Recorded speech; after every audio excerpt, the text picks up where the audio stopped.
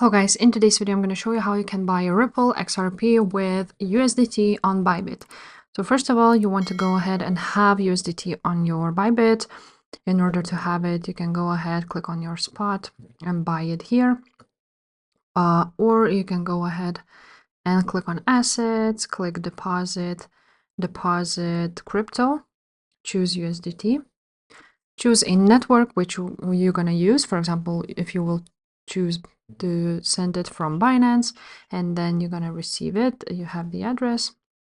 You can also go ahead and deposit it with using USD or US dollars or euros or whatever. You can buy it with it and choose the amount which you want to buy and go ahead and buy it just like so. After that, just go ahead, click convert right there, choose USDT, and instead of Bitcoin, let's choose XRP, Ripple, and then you're gonna enter the amount of USDT and you're gonna buy Ripple. If this video was helpful, make sure to subscribe and I will see you next time. Bye.